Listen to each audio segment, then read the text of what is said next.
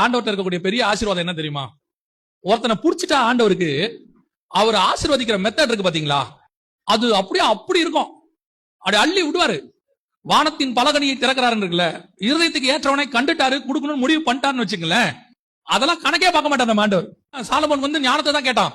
அந்த கேள்வி அவருக்கு என்னவாயிருச்சு?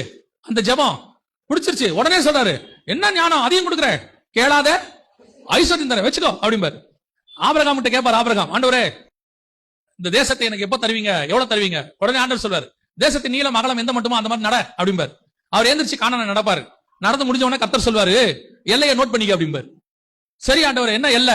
ஐப்ராத் நதி முதல் கொண்டு எகிப்தின் நதி வரைக்கும். இவர் எங்க இருக்கிறார் தெரியுமா? இஸ்ரவேல்ல இருக்கிறார், கானானுக்குள்ள. கானான்ல எவ்வளவு நடந்தோ அதான தரணும், அதான மெத்தடு. கொடுக்கும்போது எப்படி கொடுப்பார் தெரியுமா? 13ஆம் அதிகாரம் 15ஆம் அதிகாரம் ரெண்டுல இருக்கும். நீங்க அப்புறம் வாசித்து பாருங்க ஆதியாகமத்துல. ஆண்டவர் சொல்வாரு, ஐப்ராத் நதி முதல் கொண்டு எகிப்தின் நதி வரைக்கும் அள்ளி கொடுக்கிறாரு.